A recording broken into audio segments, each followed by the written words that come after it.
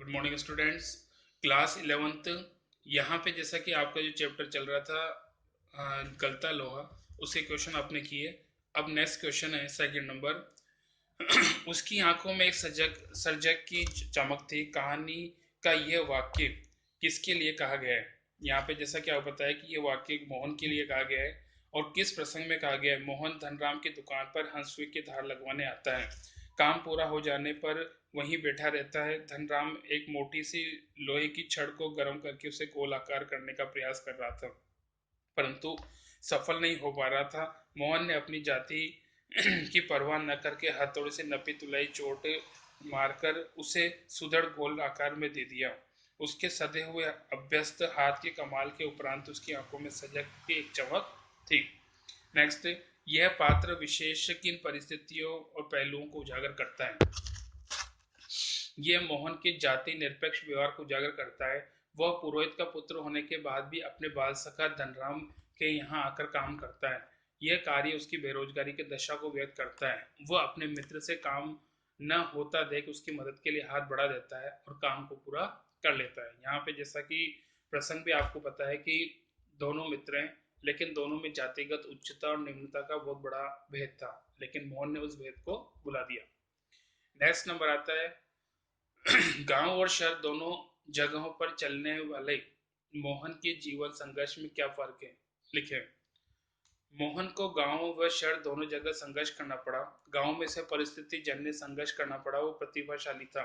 School में उसका सम्मान सबसे ज्यादा था, परंतु 4 मील दूर स्कूल जाना पड़ता था।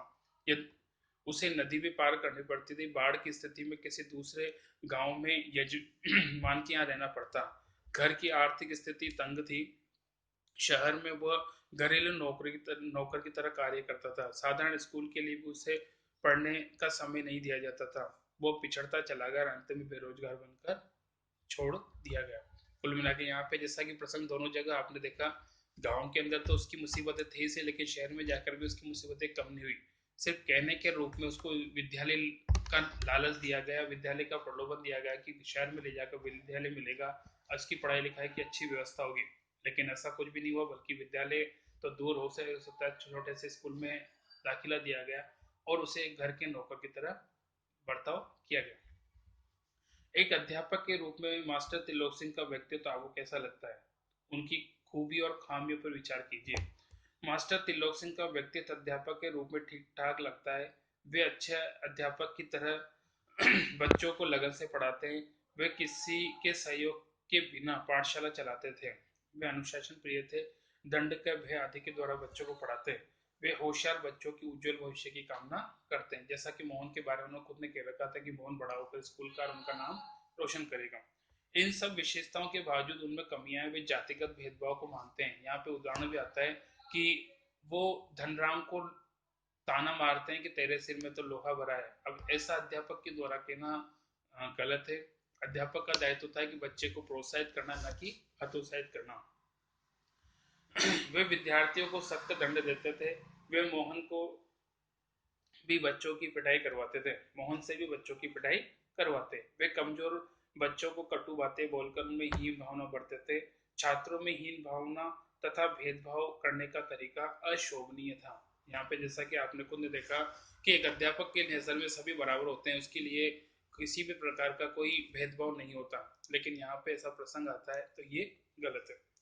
गलता लोहा कहानी का अंत एक खास तरीके से होता है। इस कहानी का कोई अन्य अंत भी हो सकता है। कहानी के अंत में स्पष्ट नहीं होता कि मोहन ने लोहार के काम को स्थायी तौर पे किया या नहीं। कहानी के अन्य तरीके हो सकते हैं। शहर से लौटकर हाथ का काम करना, मोहन को बेरोजगार देखकर धनराम का व्यंग्य वचन कहना, और मोहन के माता पिता द्वारा रमेश पर झगड़ा करना आदि। यहाँ पे जैसा कि ये सब प्रसंग देखने को मिलते हैं, क्योंकि ऐसा घटित हो चुका है, लेकिन इस पार्ट में ऐसा हुआ नहीं।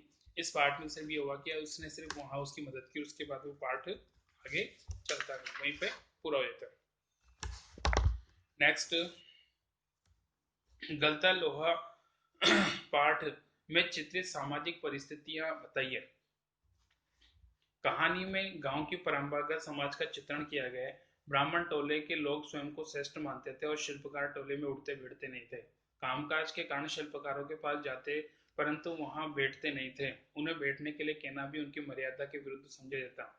मोहन कुछ वर्ष शहर में तो रहा और बेरोजगारी की चोट से ही गांव में आकर वह इस व्यवस्था को चुनौती देता है। ये कंप्लीट हुआ, बाकी नेक्स्ट डे कर